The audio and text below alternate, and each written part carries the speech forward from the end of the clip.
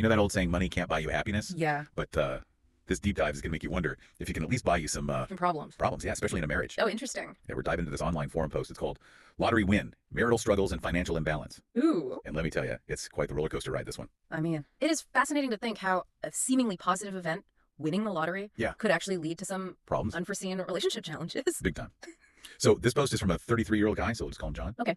Been married for about 2.5 years, and his wife, we'll call her Sarah, won $1 million in the lottery a while back. Wow. $1 million. That's life-changing money. Yeah, you'd think, right? Yeah. But it sounds like it's caused some real tension in their marriage, especially when it comes to their finances. I see. Yeah. So before Sarah's bit win, they were both working in restaurants, contributing equally financially. John was even, working towards a degree to further his career. Right. Like they were a team. Yeah. That's important. Working, striving for a better future, together. Absolutely. Yeah. That shared responsibility is so crucial in any partnership. It's about, feeling like you're both pulling your weight and working towards those common goals. Totally, yeah. Yeah. So then Sarah wins this $1 million. Okay. They're smart about it. They invest in a duplex, which is a good move. Yeah, absolutely. But then right before the wedding, Uh-oh. Sarah loses her job. Okay. And here's the thing.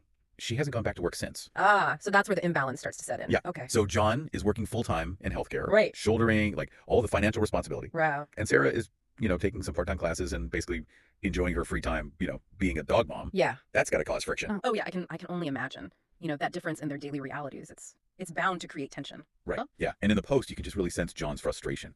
He's working long hours. He's stressed about money. He feels like he's carrying like the entire weight of their finances. Yeah. While Sarah's like totally content with how things are. It's understandable why he feels that way. I mean, it's not necessarily about the money itself, but that shift in dynamics, that feeling of being the sole provider, and he's probably yearning for that sense of partnership, that equal footing that they had, before the win. For sure. It's a big adjustment. And he specifically asks in his post for advice on how to navigate this new dynamic.